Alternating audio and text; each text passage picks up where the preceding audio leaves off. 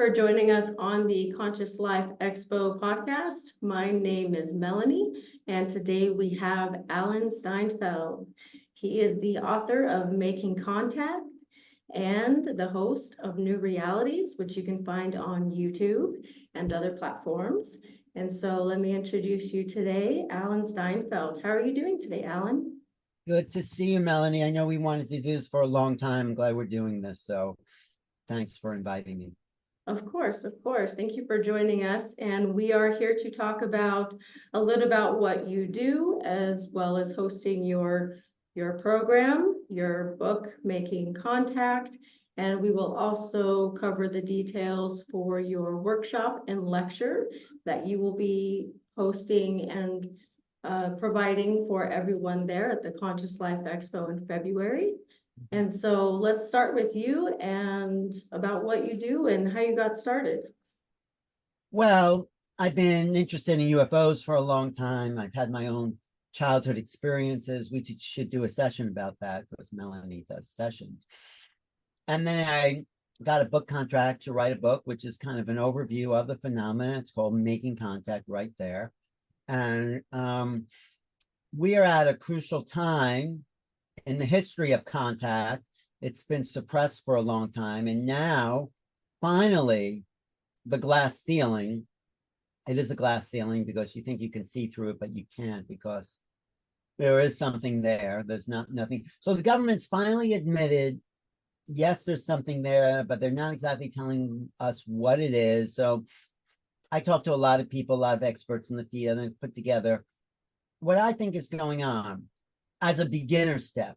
I mean, the phenomena is really complex and there's a wide range of experiences and opinions and facts. And so, I listen to people inside the government and they don't really know what this is all about, and nobody knows. So I'm excited because we're entering a fresh new page of history.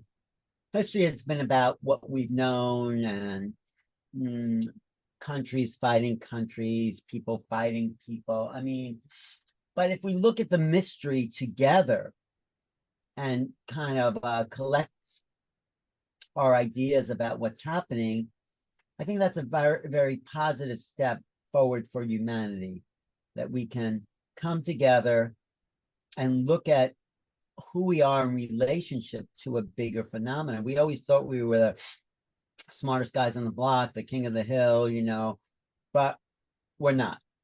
There's beings with greater technology, probably greater intelligence, maybe even more personality or less personality, I don't know. But there are beings out there. We are not the top of the heap. We are children, basically, in a schoolhouse of learning, and we're at this point in evolution where maybe we can take a leap beyond war, beyond corporate greed, maybe make the planet a place where it's safe and happy and abundant to live for every single person.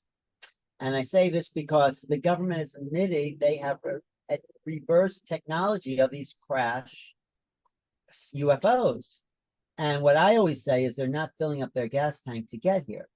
So my talk at the Expo with the talks are going to be about who these extraterrestrial, extracelestials, ultra-terrestrials, trans-dimensional beings really are, and how we could realize we're not separate from that.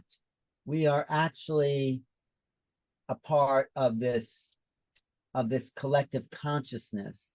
And we seem so isolated here because we've isolated ourselves from each other, from the planet. We're isolated from ourselves, our true nature. So these beings, whoever they are, coming and going to wake us up, I think, and I'm sure you know this, to who we really are and what more is possible, and not to destroy the earth, which is one of my favorite planets. It really, really is. So, right. Yeah, definitely. Does that answer some of your questions? It does. It does. And I can attest to your book. I love Making Contact. I've actually read it twice. And wow. Even the Okay. audiobook is pretty good. So if anybody even has that, they can find it there. It is a great book. It's a good compilation of different backgrounds of information. Yeah, different experts. I talk to the best experts in the field, and I really tried to put together a arc from, government insiders like Nick Pope wrote a chapter, to like people intimate with the phenomena like Carolyn Corey. I think Carolyn Corey probably is an ET. Whitley Strieber and Daryl Anka, they've all contributed chapters because they've had direct experience with the phenomena. This is like direct, like one-on-one. So we're at a place where we need to hear from the people who know what's going on, or at least the people who have a little more knowledge, and the person just waking up and saying, what? You mean there are UFOs here? They read the headline in the New York Times saying there's a UFO program in the Pentagon. Of course, there's been one since the 40s, but people are waking up and saying, well, I guess you don't have to laugh at this anymore. There's something real to it, and they don't know how to relate to it. So the subtitle is Preparing for the New Realities of Extraterrestrial Existence, gives us a context of how to relate to something that is in a way unrelatable to. I mean, we have no context except movies, science fiction movies. But this is not a science fiction movie. And we have to stop thinking about it like that. This is part of a bigger, broader reality that we've been cut off from, purposely denied and limited. We've been looking through the world like this, and now we can look a little wider at a view that encompasses more of what's possible. And it's not just about aliens, it's what's possible for us as humans. How can we live better, kinder, happier, peaceful? Yeah, That's my kind of through line within this book. definitely. And you are going to be doing a Starseed panel on Saturday, February 10th at 9:30 a.m. to 11:30 a.m. And you're going to have discussions about starseeds and light activations. So tell us about your perspective on starseeds and anything else you would like to share about that. Well, I want to say there's a big spectrum to the UFO phenomena, to ETs. So if the people looking at just the hardware, okay, how are we going to reverse this technology? How are we going to make weapons out of that? And then we have people more interested in consciousness, okay, who are these ETs? How do they think? How can we communicate with them? And then at the other end of the spectrum, we have people saying, nope, I am an ET. I came from the stars. I'm here to help humanity evolve. Those are the starseeds. The starseeds are those people who feel they're part of a bigger reality already. They don't have to be woken up. They come in, a lot of them are born with that awareness. Mary Rodwell, her chapter in my book, outlines some of the people who are realize, and I think me and you are part of that. We realize we're not like the normal earthlings. We're a little different and we think a little different. Those are the starseeds, and the starseeds are the people who really feel the bridge to these other star systems. And the ones I met and the ones I value have something really big to share about how we can live differently here. So I value the people who I value the whole phenomenon, but the people who call themselves starseeds, the ones I met, have solutions.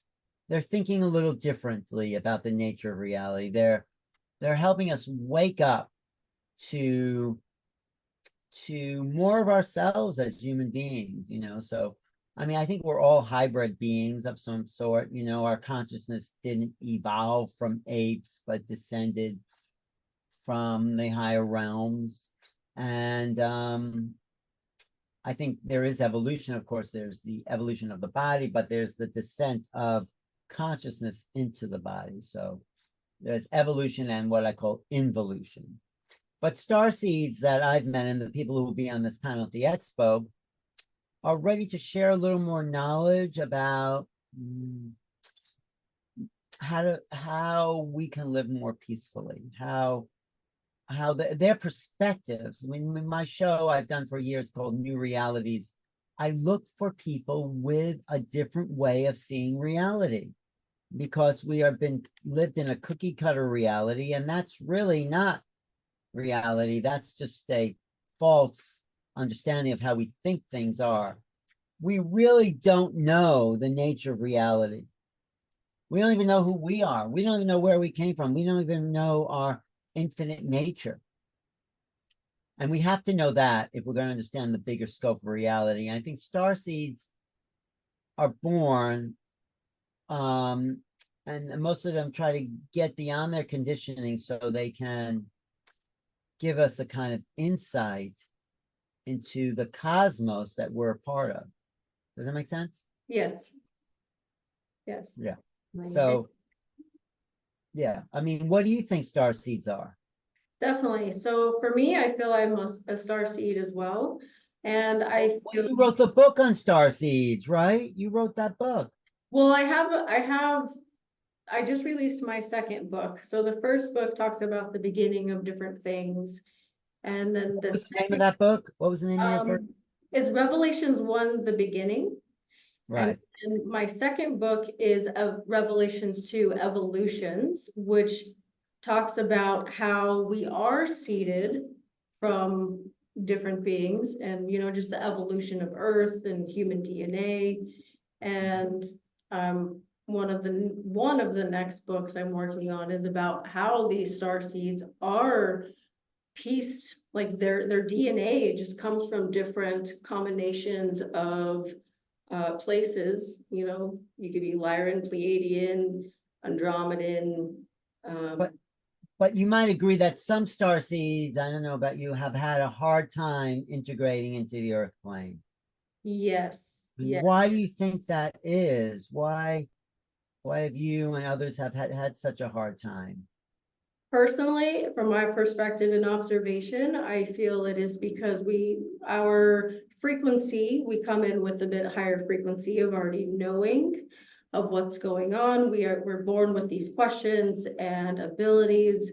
And so as we grow older, we just kind of feel we don't fit in. And we're kind of set aside because we might be looked at differently with our abilities. But as we go and as we evolve and as the DNA with the star seeds or light workers, as we activate, we are uh, pulling that awareness and frequency around us. And that's why we're here. We're here to help guide and clear and hold that grid point for Earth as we transcend through the new shift. Do you think it's getting easier for star seeds now as we evolve more, or is it still the same? That is a good question. I feel like it might be easier for those who are following through with their path and purpose and mission. And I think for the ones that are holding back on that, it might be challenging for them. And, because some might still have that fear of stepping forward into their authenticity or their calling. Or there's some that might not be comfortable with their abilities. So I think there's a good mixture, but I think as we go forward and just help each other remember who we are. I think that's the main important thing, and that we can assist one another in that as well. Right. Okay. What else do you want to know? Thank you for that Yeah, answer. of course. So speaking of consciousness, you are going to be doing an artificial intelligence panel and human consciousness. That's going to be Saturday, February 10th at 5 to 7 p.m. And so share with us what you will be covering in that panel. Well, this is at the Conscious Life Expo, which is going to be at the LAX Hilton at the airport. So everyone is invited to come down. Tickets are really reasonable. We have really the top speakers in the mind, body, spirit realm at this conference. It's the biggest conference of its type in the country, maybe the world. I know Robert Quicksilver puts a lot of effort into making this a really fantastic conference. And so does Christine, and so does everyone else on the team. So they assigned me to I love moderating because it's a chance to hear a little bit from everyone and kind of pull it together. So I moderate a bunch of panels at different conferences, and I've never moderated an artificial intelligence panel. And I interviewed people in artificial intelligence. One of the people on the panel will be Matthew James Bailey. And um, he has a whole different, some people are anti-artificial intelligence, some people are pro. He's a kind of pro for the AI revolution. And he says it within reason, if you can keep a handle on what I mean, AI is just humans programming it. I don't think they'll ever have a consciousness of their own. And this is where I disagree with some of the other people in the AI field saying, no, it's going to take over, stay away from it. But, you know, first, what I'm going to do in that panel is define artificial intelligence. Is your computer artificial intelligence? Is your phone artificial? Is your answering machine from the 80s artificial intelligence? I mean, where does it begin? And of course, we don't know where it ends because it's in its beginning stages. So I want to define, because people throw that word around and it means a million different things. I mean, ChatGPT, it's an incredible tool. You ever use ChatGPT? I have not.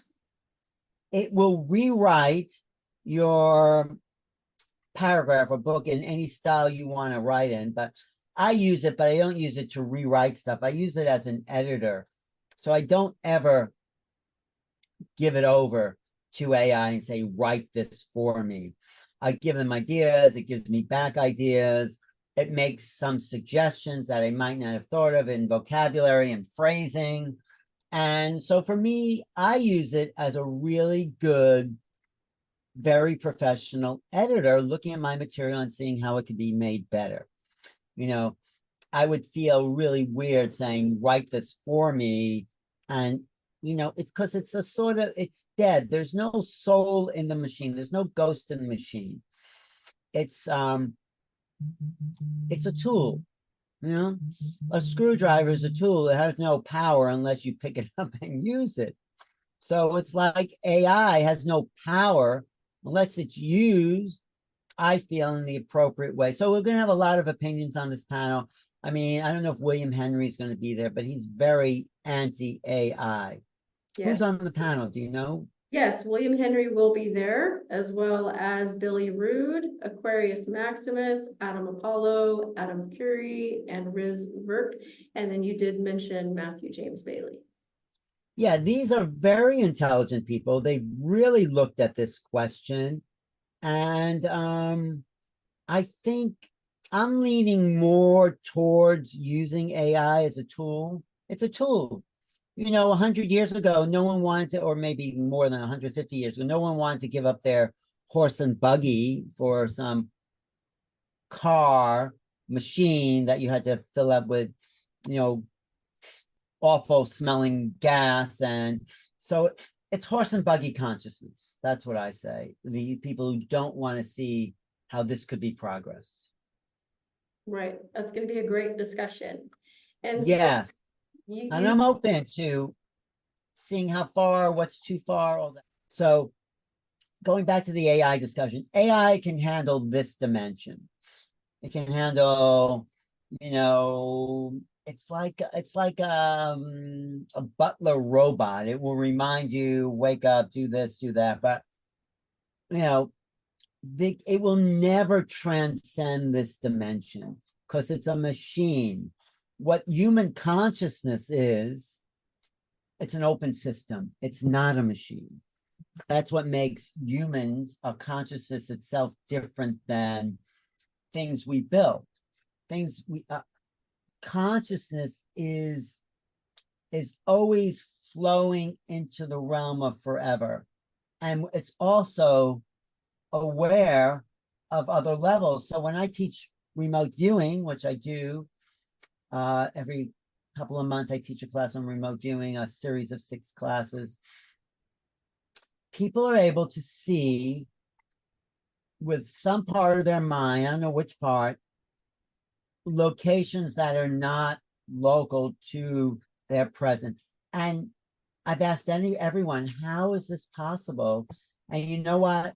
Even the people who created remote viewing, Russell Tarr, Cal Putoff, I knew Ingo Swann, even these people don't know how human consciousness can be local and non-local. It's local because we have an experience of the world around us, but it's non-local in the way that, well, you're not in my computer, you're non-local. I'm picking you up through the internet.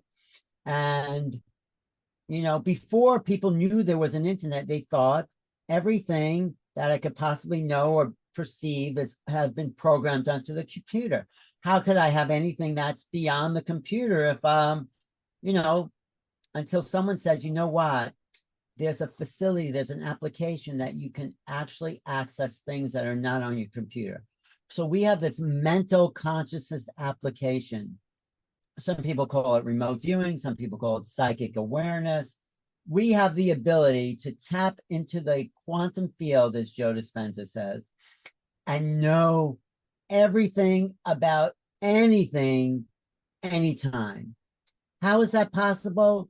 Well, it's not possible if you look at the mechanistic understanding of reality, which is also why we're stuck in this fossil fuel sort of downward spiral, because we think everything's a machine, everything's mechanistic. But, you know, if not humans are non-local, and that's not something to be proven in a sense, that's something we are.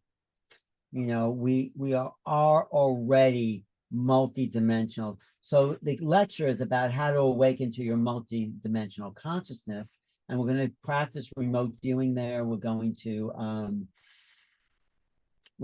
show people how they can activate this application of non-local awareness that we're all carrying around. I mean, sometimes you'll get glimpses of it, like maybe your son did something, you'll get a glimpse of that, or, you know, you'll see a little piece of the future or this like that. So we get glimpses of it, but we're not taught that it's valid. So when we awaken as a human race, we will be taught or understand at least the validity of this bigger mind, the mind at large, Aldous Huxley called it. Not the little mind, not the little self, but the big self, the big mind, the large. That's what we're really a part of. And, you know, people say, no, they don't believe that. Well, remote viewing, even though they don't know how it's done or how it's accessed, it's proven. It works. I mean, the CIA had devoted 20 years of budget input to the Stanford Research Institute to research it. It is a fact that has proven beyond double-blind study that it works. We don't know how it works, the mechanism. And so we have to transcend a mechanistic way of thinking if we're really going to awaken to the multidimensional mind, which we are. And me and the Hertogs, JJ and Desiree Hertog, we talk about the proof. They're scholars and they've done studies. They wrote a book called Mind Dynamics, where they actually set out the history of Stanford Research Institute. So this is a phenomena, and it's fun. And when people realize that they're non-local, I think there'll be less suffering in the world. Definitely. Yes, I agree with you. And that's going to be a great lecture. And that is going to be with Alan Steinfeld, JJ and Desiree Hertog. The title is Consciousness and the Cosmos, Sunday, February 11th, from 11 a.m. to 11:45. And is there anything else that you would like to share about your work or the panels that we can be expecting? Well, like I said before, we're at a turning point in history. And if we start to acknowledge the presence of these other beings with other technologies, with this influx of AI, with the possibility that the human consciousness can access realms beyond the local, that is the moment where we get off the wheel of karma in a way and take the power back over our lives and transcend the religious dogmas and the political dogmas and all the dogmas that have kept human beings trapped, and maybe live in a really healthy planet, really peaceful planet where there's an abundance for all people. Like John Lennon said, imagine all the world living for today. Imagine no countries, no religion. It's easy if you try. No hell below us, above us, only sky. So that's the world I see as possible. And maybe we're a long way from that, but you may say I'm a dreamer, but I'm not the only one. Really, I think something is possible, and maybe overnight or not, the world will wake up to the infinite nature of human existence, the human heart, the human soul, and understand that we're not here just to accumulate material goods. If you live in a material paradigm, which is what the mechanistic world is, then all you can hope for is material goods. But if you live in a paradigm and a worldview that transcends that, that says we're infinite, then our goal is to want to know more about our own infinite nature and how to discover that. And that's what's exciting for me. That's what I love to think about, talk about, read about, lecture about, play about, make films about. So I think we're at this seed change where new seeds are growing that will sprout into abundance for all on the planet. That's my Aquarian hope. Yes, wonderful. Well, thank you, Alan, so much for joining us on the Conscious Life Expo podcast. Cannot wait to see you Yes. again at the. Conscious Life, I'm just going to say, is going to be a fantastic gathering of some of the best minds, some of the best spiritual teachers, some of the people that inspire others to change their lives in a good way. So Yes, I'm glad to be part of that. definitely. And what do you love most about the expo? Well, that's a good question. I'm glad you asked that. It's not so much the lectures and the people that inspire, it's the community that gathers there. It's the people coming, it's the people looking at, it's like people from all over the country interested in this are coming together to share their own knowledge, not just listen to the great lectures, all that, but to come and meet each other and realize there's a union, a communion of spirit that's coming from all over the world, and then that's growing and supplying people's needs for more knowledge about themselves, the world, and each other. So that's what I love. I love the community that shows up there. Yes. So thanks for asking that question. / New Realities. You can get my book on Amazon. Making Contact: The New Realities of Extraterrestrial Existence. You could come to the Expo Hero lectures, and I'm also doing the Sedona Ascension Retreat, March 8th to the 10th. I'm doing the New Living Expo in Northern California. I think that's April 24th, maybe 22nd, 23rd. I'm doing a bunch of other things. So check my website, newrealities.com. Newrealities.com. Thank you, Melanie. You're very welcome. We will post all of those links in the description below. And so that anyone can find Alan Steinfeld, his website, the lecture link, panel links, and his book as well, and as well as his YouTube channel. So anyone can reach out to him at any time and connect with Alan. And so we look forward to seeing you in February. Yeah, put my email in there too, newrealities@earthlink.net. All right, I will definitely put your email in there for everyone as well. Thanks. Talk to you soon. Hey, talk to you soon. Have a great day, and thank you for joining us on the Conscious Life Expo podcast.